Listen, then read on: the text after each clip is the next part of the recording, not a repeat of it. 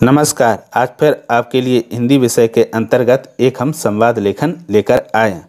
तो प्रश्न कुछ इस प्रकार से पूछे जाते हैं। प्रश्न: कोरोना संक्रमण से सुरक्षा हेतु एक पोते द्वारा अपनी दादी को कोरोना वैक्सीन लगवाने के लिए प्रेरित हेतु दोनों के बीच के संवाद को 50 से 60 शब्दों में तैयार कीजिए। ठीक, तो सबसे पहले क्या करेंगे, हम प्रश्न को ठीक से 1 से 2 बार पढ़कर समझ लेंगे। तो आपको ये पता ही है कि संवाद 2 या 2 से अधिक लोगों के बीच होता है। तो इसमें संवाद किसके किसके बीच है, तो पहले तो ये देख लो, पोता और दादी के बीच किस संबंध विषय से संबंधित है, कोरोना वैक्सीन लगवाने से संबंधित। ठीक, ये 2 चीज़ें हम समझ लेंगे कभी जब भी लिखेंगे कि संवाद लेखन किनके किनके बीच है और संवाद लेखन का विषय क्या है। तो अब उत्तर आता है। तो उत्तर लिखने पर हम लिखेंगे, पोते द्वारा दादी को कोरोना वैक्सीन लगवाने के लिए प्रेरित करने का संवाद। अगर आपको ये बड़ा और कठिन लगता हो तो आप सिर्फ इतना लिख दो, संवाद लेखन। अगर ये भी ना लिखना तो ऐसे लिख दो, पोते और दादी के बीच संवाद। ठीक, ये 3 हमने आपको उत्तर बताएं, जो आपको उचित लगे उसको लिख लेना। फिर उसके बाद हम नीले या काले पेन से लिख देंगे पोता, और इसको तो हम नीले पेन से ही लिखेंगे। पोता: दादी कोरोना की वैक्सीन लगवा ली? दादी: अभी नहीं लगवाई बेटा। पोता: क्यों? दादी: सुना है उससे लोग मर जाते हैं। पोता: अरे दादी, टीका लगवाने से कोई नहीं मरता, ये सब झूठी अफवाह है।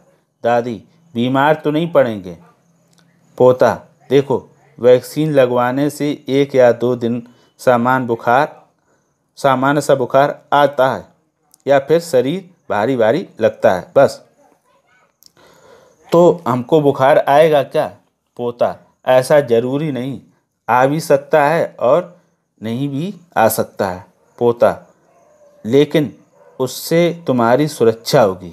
दादी: तो फिर चलो आज ही लगवा लेते हैं। तो इस प्रकार ये देखो, पूरा संवाद लेखन क्या हो गया, समाप्त हो गया। ठीक, अब ये कैसा दिखाई देता है उसको हम एक बार और देख लेते हैं।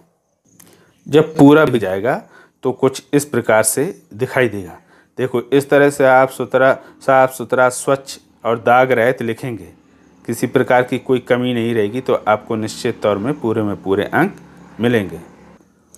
अब जो हम ये संवाद लिखते हैं, अब इनको लिखने में अशुद्धियों से कैसे बचा जाए, ये ऐसा क्या करें कि हमसे गलतियां ना हो।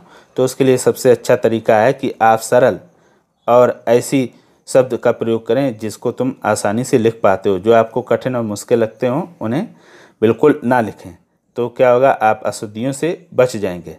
अब दूसरा क्या करेंगे, आप इस पूरे ये संवाद लेखन को देखकर लिखेंगे, और फिर एक बार आप देख कर लिख लें, दूसरी बार बगैर देख कर लिखें, और फिर मिलान कर लें कि कौन कौन सी कमियां रह गई हों। अगर जो कमी रहेगी उसको हम दूर कर लेते हैं। अगर आपको एक बार देख कर लिखने में समझ में ना आया तो आप 2 बार 3 बार लिख सकते हैं।